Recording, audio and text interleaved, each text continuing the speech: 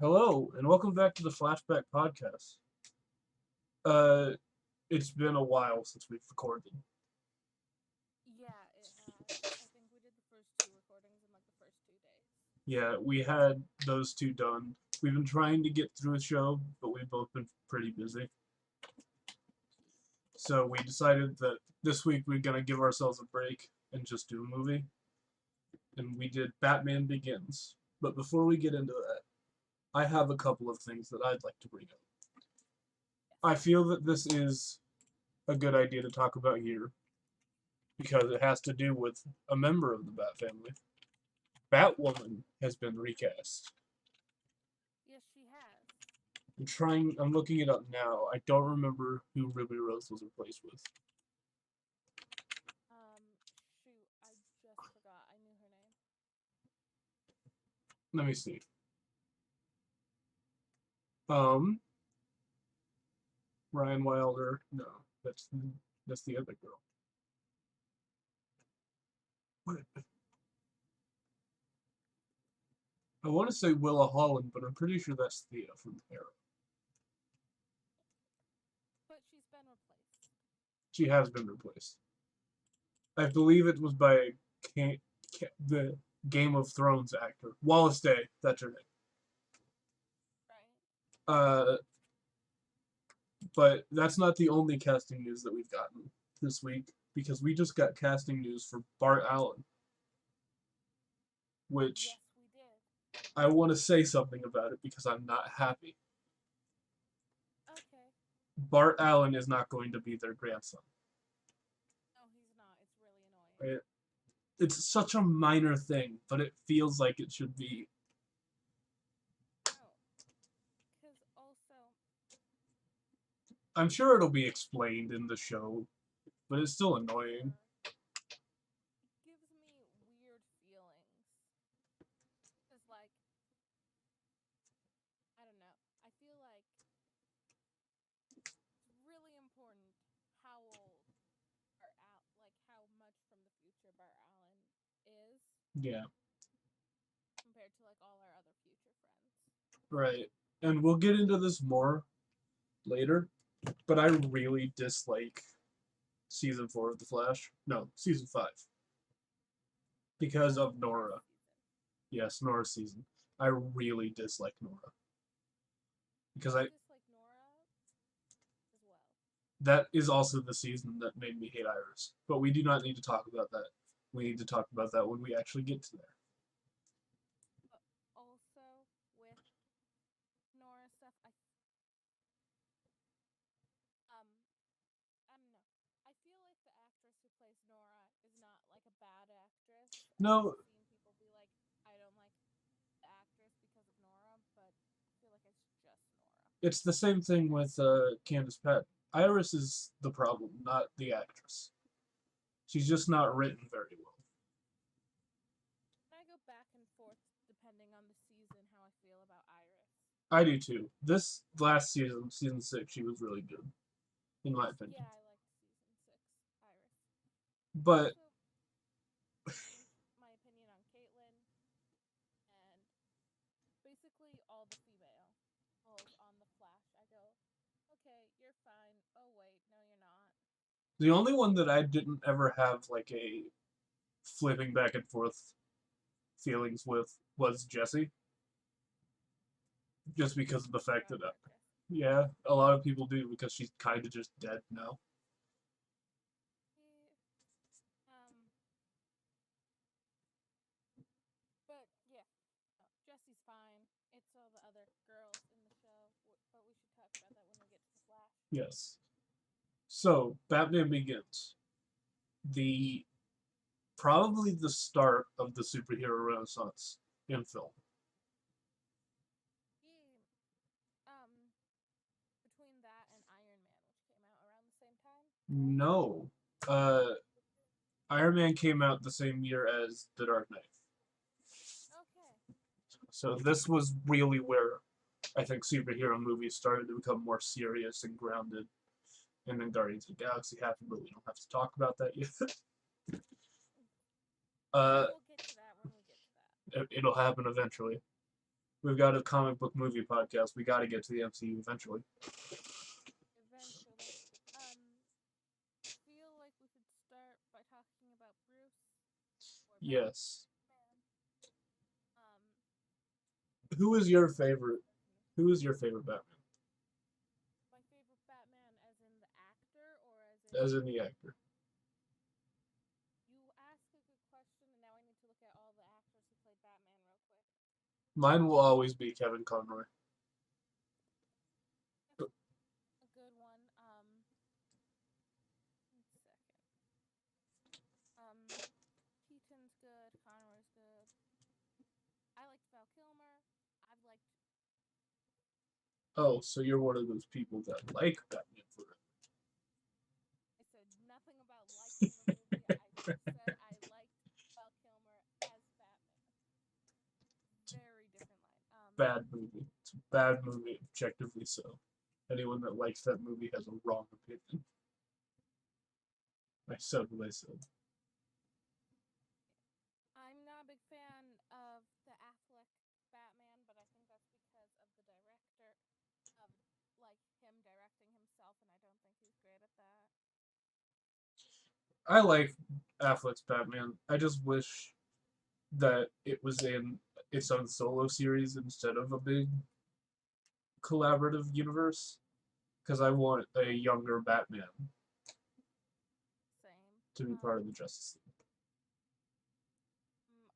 I like Adam West Batman. You've asked a hard question. I know I have, but let's talk about the movie because we're gonna be here for 3 hours if we don't.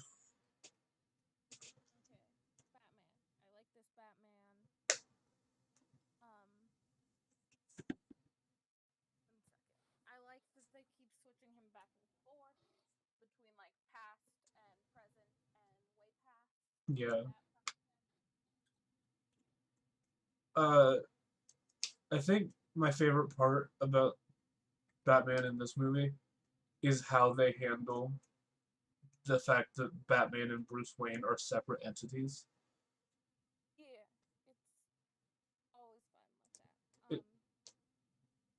I also like how they handled Party Boy Bruce Wayne is not like actual Bruce Wayne. Right, yeah. There's 3 versions of Bruce Wayne you're watching through the whole show. There's not a lot in terms of character for Bruce in this one, I don't think. No, I feel like he grows in character the more you're in the trilogy. Yeah. I don't even have the notes open. This is not helpful. That's gonna be very unhelpful for you. There it is. Okay. I hate Rachel.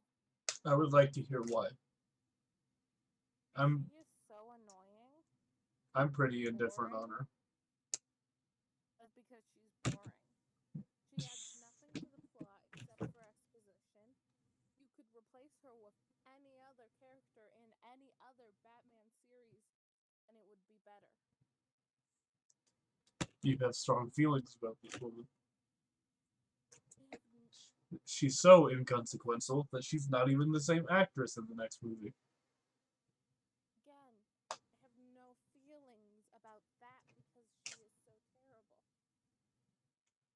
Next on the list of characters is Ducard. Yes.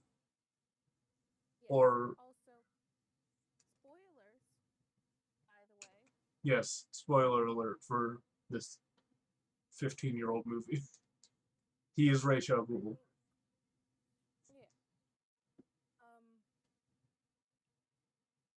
He's an alright villain.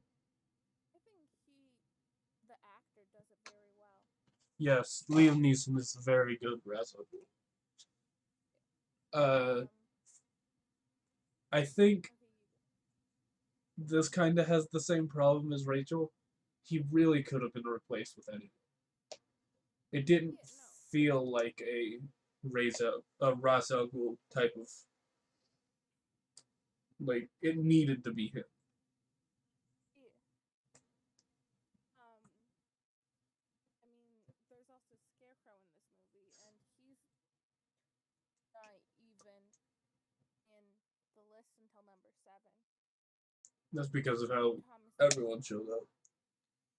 he, he's fun. I really enjoy Neeson's version of him.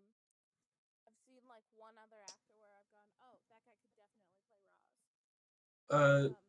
Other than like animation and video games, the only other really good Ra's al Ghul that I've seen. No, there's actually two because both Gotham and Arrow did Ra's really well. Yeah. And then there's one actor who didn't play him, who I thought should. Who's that? I am pulling up his name because I don't know actually the actor's name off the top of my head.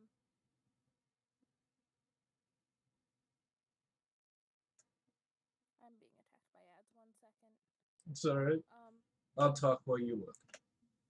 So his name was Cliff Simmons. Cliff Simmons. Look at his face and tell me he was not meant to play Ra's al Ghul. Wait, I've seen this man before. Where do I know him from?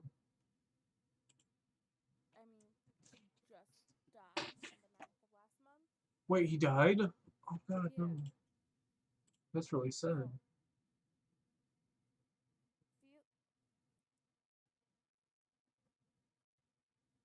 Feel like he should have played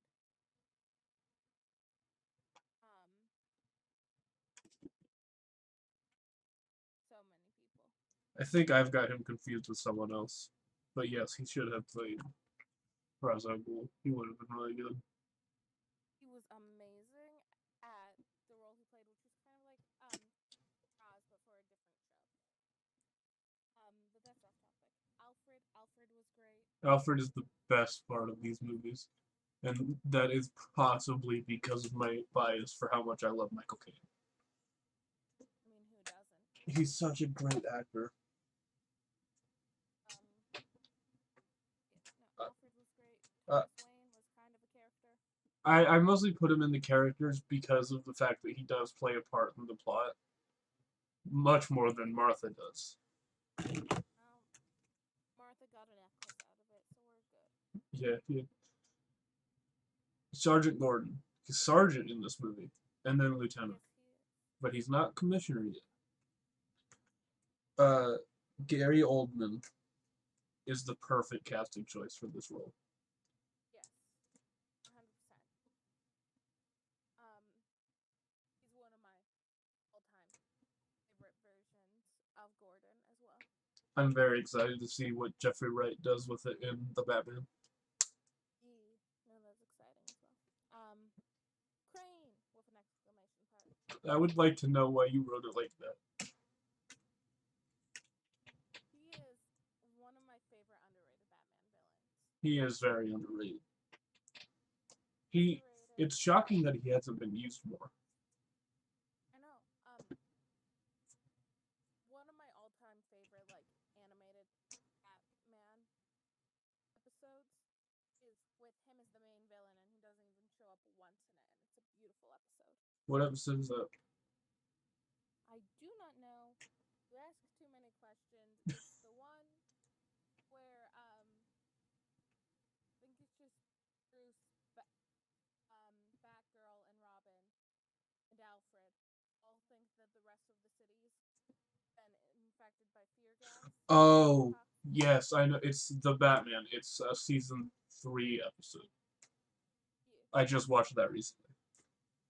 And it's one of my absolute favorite episodes of any animated show ever. It's a very, very good episode. Lucius Fox was in it.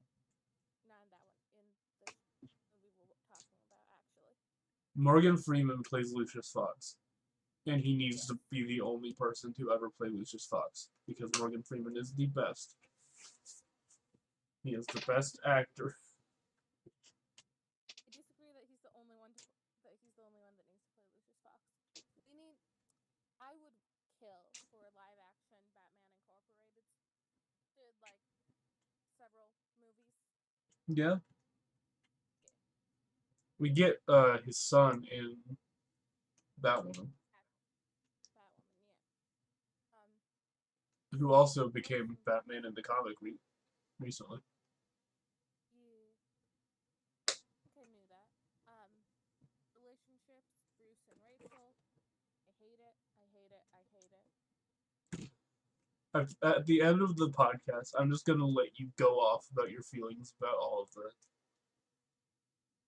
She Wonder Bread has more interest and characterization than Rachel. As in, like, the actual bread. Yes, as in the actual bread. Roz and Bruce is a very important relationship as well. It is. It is like mentor thing. Uh, Bruce and Alfred, very important. it becomes more apparent in the other movies, I think, but you can tell that they really know what Alfred's role is supposed to be. Uh, Sorry. Especially with things like trying to convince Bruce not to be Batman because he doesn't believe fully that the city really needs him. Mm-hmm. Uh, Sorry, go ahead. One fault the trilogy has with Alfred, a singular fault, is they never give him a shotgun. That's true. Throw the whole trilogy away, honestly. Gordon and Batman's a very important relationship. I like that they very quickly, or Gordon very quickly starts to trust Batman because of the good things that he does. Yeah. Also, one of my favorite scenes is the one where Batman's like, I don't use guns and I don't have a bat suit. I guess I'm gonna use a stapler to threaten him. I was wondering what that was because it definitely looked like a stapler. It's like, there's a show and I just forgot what it's called. I'm pulling up my favorite comic panel of Alfred with the gun. There's a very good movie where they're robbing banks, and when they're robbing banks, yes, I love that one. When they're robbing banks, they use a highlighter, like bright yellow highlighter. Bandits, the Bandits movie, they use a highlighter and it's beautiful. What's next? Oh, Bruce and the man with the coat. Oh yes, the homeless man. Very important. It kinda is, because he keeps showing up again. Past Bruce gives him the coat, right? Yeah. Before he leaves to start training to become Batman, Bruce trades a homeless man for his coat and also gives him a bunch of money. And then later, when he becomes Batman, he finds the homeless man again and compliments his coat because he's a good man. This would be a really easy thing for like Bruce to have forgotten. It doesn't really matter. The man doesn't really matter. I think it's a bit of like who Bruce Wayne and Batman are at their core is knowing, is remembering that they gave a homeless man a coat and that it's a good coat and stuff like that. Yeah, I fully agree. That's why Coat Man ends up in the relationship section. He's the most important character in this movie, let's be real. Yeah. And then I have Tiny and Rachel. Are you referring to the little boy? I'm referring to the little boy, yeah. Towards the end of the movie, when Scarecrow's plan, well, Rachel's plan, fully comes into fruition, Scarecrow starts chasing Rachel and a child, and that's pretty much it. Rachel protects him by making quicker work of Scarecrow than Batman did. Yeah, but it's the one good scene with Rachel in it. It is a really good scene. Places they go to, the opera. I have so many weird complaints about the opera, and not just like for this movie. Are you referring to the fact that it's bat-based? I'm referring to the fact that it's bat-based. His parents know he just had a traumatic incident with bats and is terrified of bats, and they're like, let's take him to the opera about bats. Yeah. A child who's afraid of bats, let's go see the Bat musical. We see two prisons in this movie. We see Blackgate and Arkham Asylum. I was specifically with number 2. Wait, 1 second. Alright. Does that help? Yeah. Don't mention the spelling. Don't call you out. Do not call me out. You can call me out on the weird ways I've phrased stuff, not the way I've spelled stuff. Okay. Yeah. Blackgate is... I'm trying to remember what happens in Blackgate aside from Scarecrow torturing Carmine Falcone. Not much. Admit, not much. Wayne Manor is also seen. It is mostly there for a plot point and nothing more. It is... Honestly, we could have put it in the plot section instead of the place section, but we didn't. Yeah. The police station is shown twice. Yes. As one of my favorite scenes is involved with the police station. One of my least favorites is. Which ones? Okay, so my favorite scene is so dumb. It's the scene where the guy who is currently the commissioner, whose name I don't remember, Commissioner Loeb. like, there's no one left to send in. We're going to die.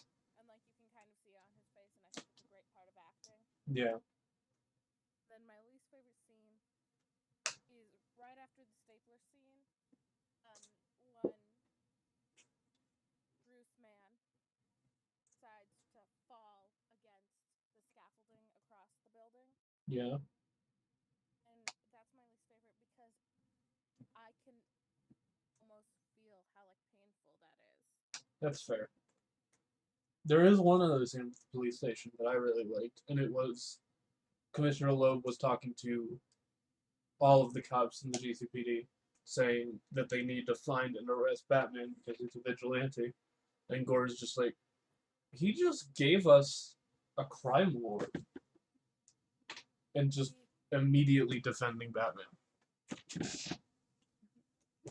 Okay, so plot stuff. This movie has a lot of plot. Yes, we have 18 main points. It starts with young Bruce with also young Rachel. Bruce, he falls into the ground. He does. Scary for him. That's the traumatic experience that leads him to have his fear of bats. And then we go to like a midpoint Bruce. This is before becoming Batman. I think after, at least I've always read it as after returning to Gotham that time. It was after he saw Jojo die. And he's now fighting in the prison. Gets put in solitary for other prisoners. Safety. Very exciting stuff. Yes. That is where he meets Ra's al Ghul, who then... Yes. Who then takes him to... Well, he doesn't take him anywhere. He tells him where to go. Yeah, he gets him released from prison. Do stuff, and then Bruce catches up with Ra. Ra and Ra. By that I mean he catches up with Ducard and the guy he believes is Ra. Yes. But he's not. And then we get the flashback that every Batman must have of the Waynes being murdered. If you don't have that, are you even watching a Batman movie? Obviously, you're watching a Superman movie. Yes. Roz teaches Bruce multiple things. There's a training montage of shorts. It's a very short training montage. It is. Well. Then they flash to that point before this where he watches Joe Chill get let go and also dies. Spoilers once more. Yes. Then we flash forward just slightly to being back with the League. And his like final test is he's gotta kill a man. And he doesn't, and then in turn kills a lot of ninjas. Really his thing is I won't kill people if someone tells me to, and or they are the main baddie who's killing people in my area. Yeah. But he doesn't kill the prisoner, even though I'm pretty sure he ended up dead. Anyways. Definitely. Then we flash forward to him now being almost Batman, and he spelunks to become Batman. Yes. He meets Fox and starts gathering his gadgets. And he does some very shady stuff. And then, yeah, him and Alfred do some embezzling. And we're just like, yeah, no, these are the good guys embezzling. And then Batman finally makes his grand appearance to Carmine Falcone. Yes. Fear Toxin is released on just Batman at first. We see Falcone get Fear Toxin, but Batman is the one we care about.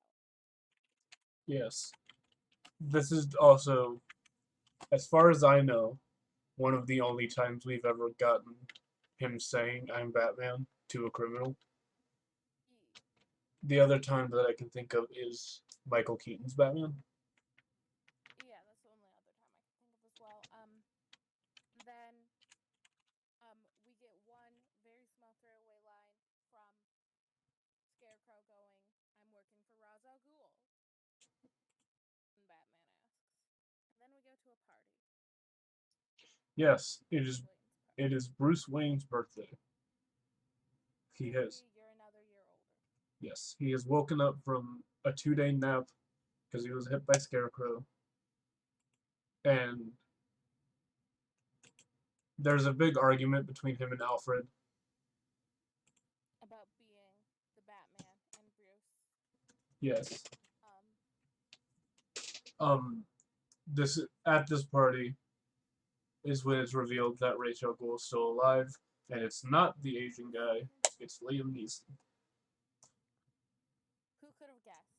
The actor we all knew was the bad guy, and not the actor no one knew. Then, the League of Shadows lets out all of the prisoners. Was it Arkham, or it was Arkham, right? No, it was the other one. Because it was in the Narrows that they let out, and that's where Arkham was. Yes, but also, hold on. You look at like point 18 in my others, they don't care about geography at all. Yeah, the only reason I think it might be Arkham is because of a part that I have in others. But we can come back to that. Basically, they break out of a prison, all the high-risk people. And then they spray the whole island down with fear gas. Yes. There's also Gotham's a bunch of islands in this one. Yeah, it kind of makes sense, because New York is a couple of islands, too. Manhattan is an island. But then, if you're looking at the map, it's very obviously based off of New York, but more islandy. Yeah. Show a map for like 10 seconds in there. There's one line that caught my attention, and that was that Gotham is the world's best city in the eyes of the people, which leads me to believe Metropolis just doesn't exist here. Metropolis doesn't exist. None of the gemstone cities exist. That fascinated me because I never even thought about that. Mm-hmm. And the good guys win and the bad guys lose. Yes, yes. One gets tasered in the face. The other one dies via train. Possibly. Possibly. That's pretty much it for the plot, other than them saying that they will rebuild. They Though, didn't say that, but they implied. I mean, they did say that they were going to rebuild it brick by brick. Rachel kissed Bruce. It was terrible. you God. really hate Rachel. I don't hate Rachel. One of your. Idea. Okay. I hate what happened with her. Like, it could have been a good thing. It was not. Okay. To our other points. Yes. The first one is yours. They really didn't want to put Selena in this, did they? Like, there were so many good opportunities for Selena. And they were just like, no, not her. We'll give you Rachel. I think the reason is because of the fact that I feel like Christopher Nolan had his plan and he wanted to make it. And Selena doesn't show up until Dark Knight Rises. Yeah. Which this movie annoys me so much with the title because the other two all have the words The Dark Knight in the titles. And then this one is just Batman Begins. Okay, we can It's, change it in your brain to The Dark Knight Begins. no, this one should have been The Dark Knight, and then the other two should have been something off of a variation. In my opinion. And then point 2 is also mine. It's the League of Shadows really wants a Batling. Yes. And what I mean by that is if they can't have Bruce, they'll take Jason. If they can't have Jason, they'll take Tim. If they can't have Tim, they'll create their own. Yes. And when that one eventually becomes the head, then they'll try to go for a bat again with Terry. No, it's just a cycle of you're somehow connected to Batman, we want you. Yes. I think only like 3 of these are mine. I type a lot. Feel free to jump in anyways. We kind of already Yeah, we talked about point 3 and point 4 and 5 and 6. and 6. We've talked about 6 a lot. Listen, I hate her. I know you do. It's just, do you want to keep talking about why you hate her? We could fill some runtime with that. We should finish the rest before I get into that. Alright. Symbols in all caps are important. I say this because I'm directly looking at the writers who wrote the final couple seasons of Game of Thrones. Oh no. Said symbolism and metaphors were for 8th grade book reports and nothing else. No wonder they made bad seasons. Yeah, no. Batman is a literal symbol. All you have to do is look at a comic book to understand that symbolism and metaphors are the most important thing in making stories good. Mm-hmm. So they have a line about symbols. So I had to add it in. No, this next one is mine. Look, it's one of yours. For once, we got out of the first 8 points, one of them is mine. There's mention of Victor Zsasz, who in this is seen a lot later, but in the movie tie-in game, which does exist and is actually really fun, he is seen earlier than he is mentioned in the movie. Interesting. But you can see him in the prison break. You can tell that it's him because of the scars on the back of his neck. You can see the tally marks. Yeah. Which I never noticed until it was pointed out to me a couple of years ago. Nice. I've already mentioned number 9. Yes. Bat-shaped metal is next. Which is also yours. He is creating his own weapons shaped like bats. Yes, he is. As someone who works with metal, I gotta say, it is not worth the effort. Or worked with metal, I guess. Also, whatever grinder he's using to make his batarangs, please send it my way. It seems to be working better than anything else ever.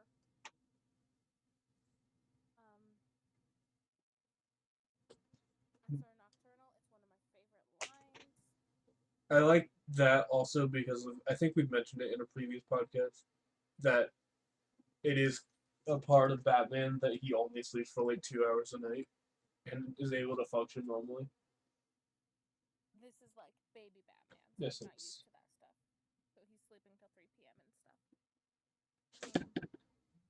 The next theory you as well. And while you are speaking, I'm going to find a picture for number 14. Like I said earlier, some of my favorite moments in this whole movie, and in fact the whole trilogy, are when Bruce Wayne is pretending to be Bruce Wayne, like Party Boy versus in between Batman and Bruce Wayne where he normally lives. I find it funny. I find it delightful. I think they do really well on that. And then Tiny Batgirl. Yes, we see Barbara Gordon. Just for like 10 seconds. And Barbara. Barbara is such a great character. It's like she's a reverse Rachel. So next is my point. Yes.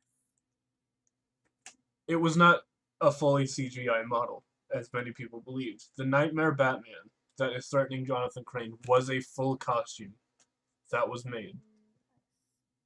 I've got it on screen now.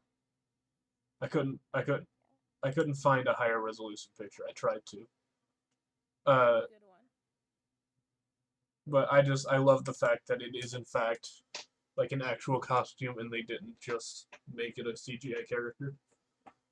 There is CGI because the lips move and everything, but it's 15 is also yours.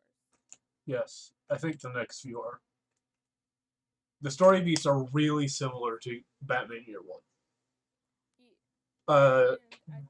The one that got me to write this down was the bat like sonar thing in his shoe that he uses exactly the same reason as he does in Year One. And I think I've mentioned it to you. I don't think I've mentioned it on the podcast. I am really, really tired of rewatching like the first year Batman's been Batman. Yeah, I am too, which is why I'm so excited for Robert Pattinson.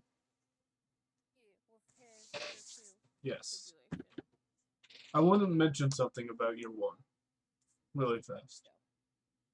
I think it's in Batman Year Two, the comic, that it said.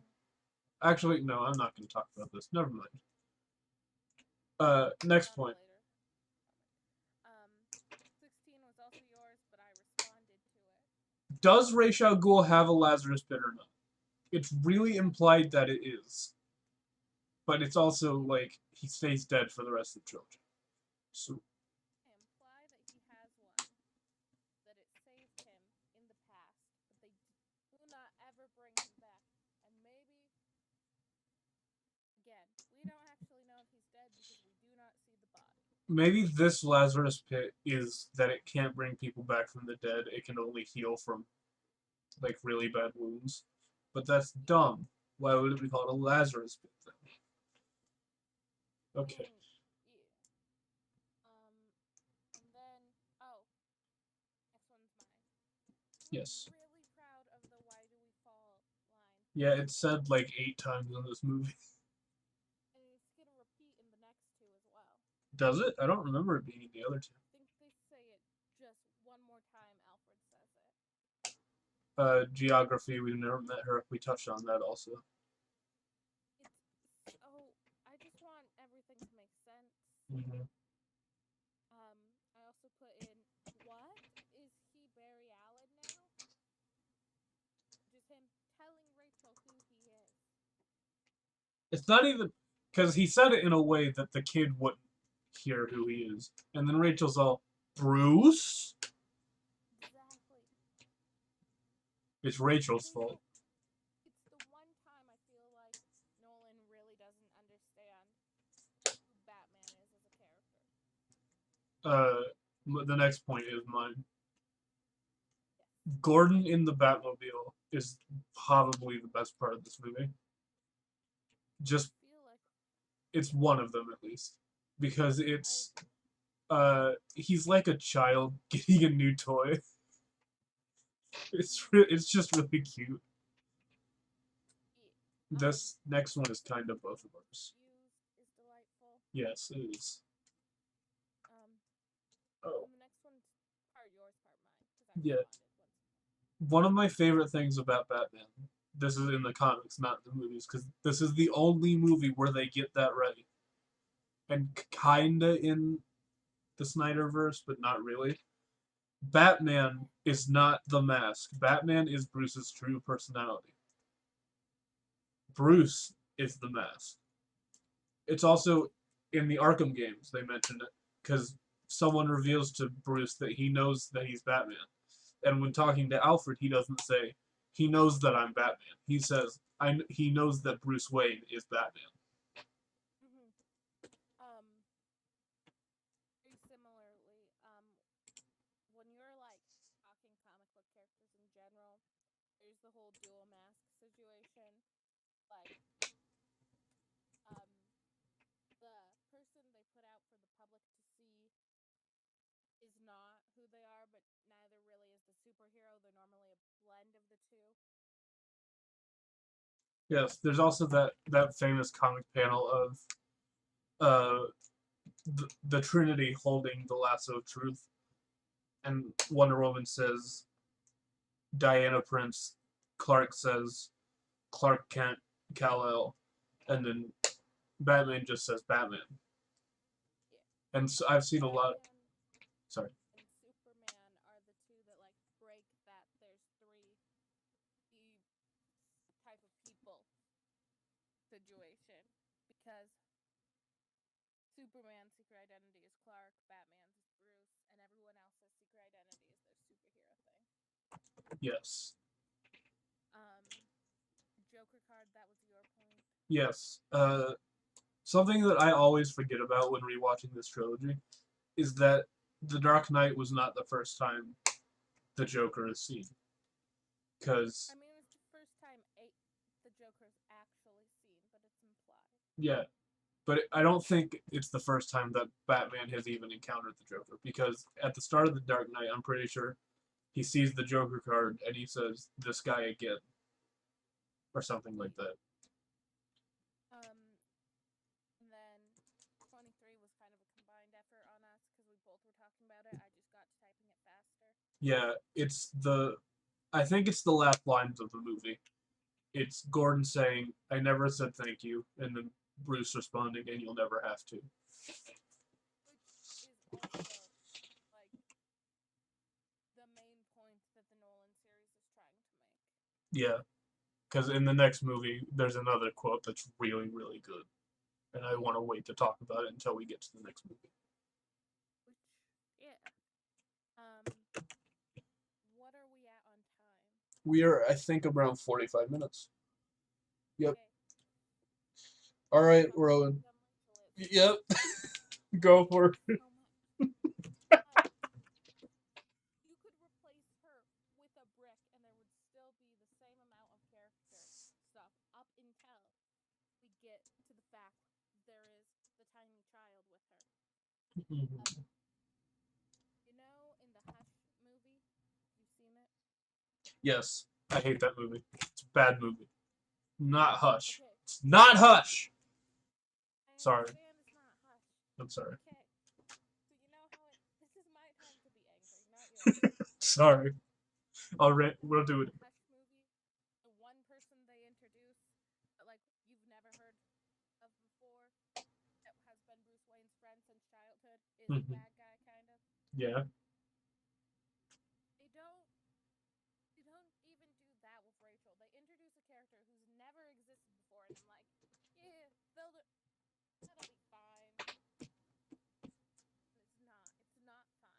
No, I need to get this out of my system. The Riddler is not Hush. Fuck whoever made that movie. Off topic. We're talking about Rachel. It's more important. It's more important to rant about Rachel and not. Okay, we'll talk about it when we eventually get to Batman Hush then, because I got some words. We will get to Hush someday. Okay. What else about Rachel can I talk about? Because she's terrible. There's not much to talk about her. She doesn't even get. She doesn't even get like character development in the next movie. You know what her character development is? She explodes. Yeah. She's a DA, but it doesn't matter. She uses it once to get past a police blockade.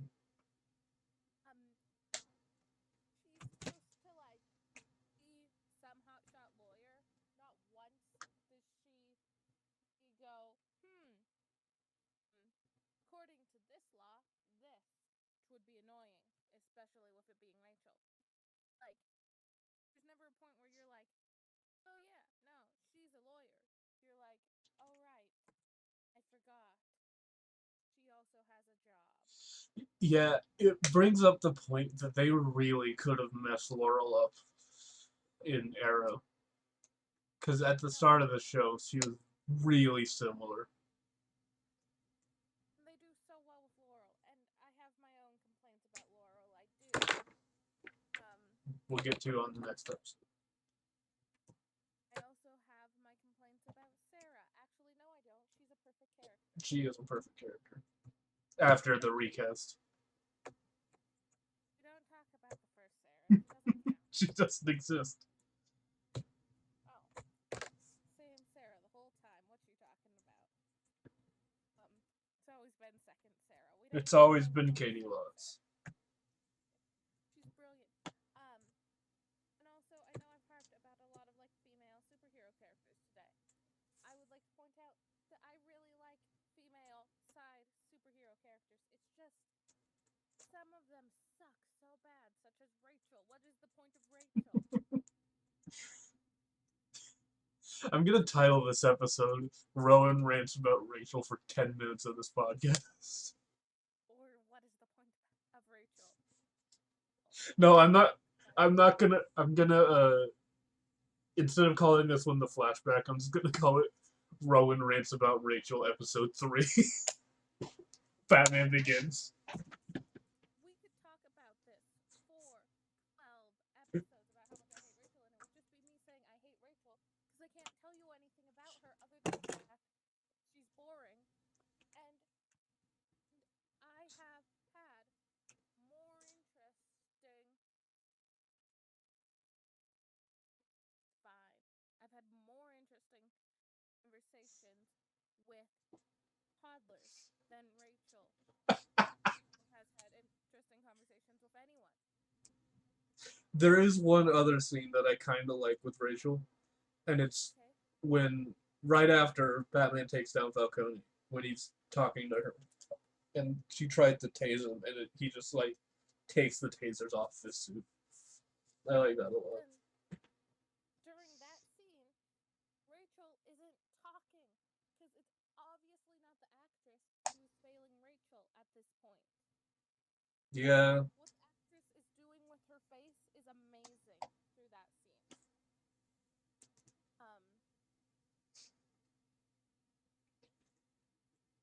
You know who we could have replaced Rachel with? Talia. Yes. She could have been a Bartonelli. That would have been brilliant. Yeah. We could have gotten rid of the whole romantic side quest, right? Yep. We could have made her freaking his cousin. Yes. Sorry, I was yawning. No, she could have been Batwoman.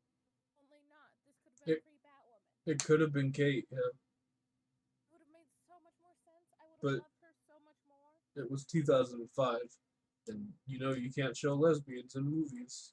It's a curse. It's a bad thing. She Yeah, that's sense. she doesn't have her love interest at this point, so it's fine. Yeah, that's true.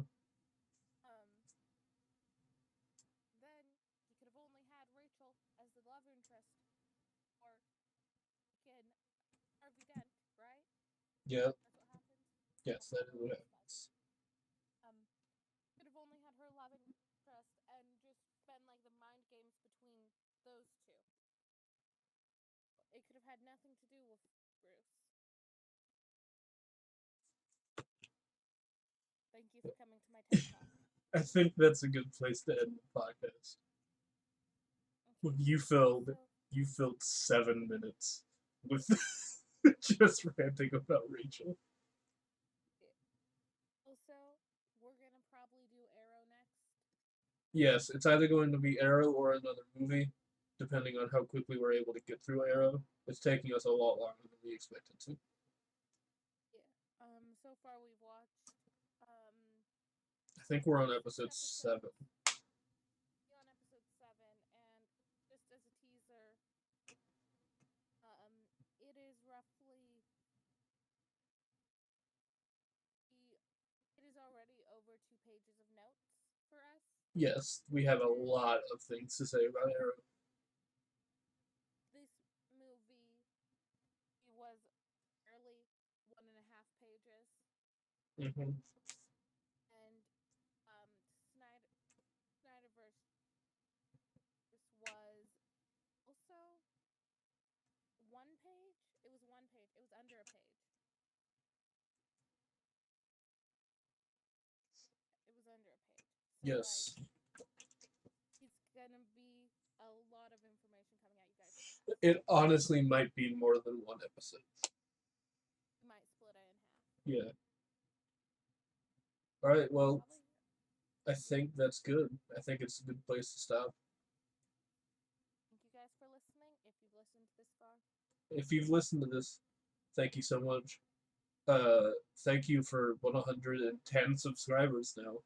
It's gone up. Ooh, fancy. It's gone up a lot, and I'm really happy. The last time I checked, it was at 101, and I was excited.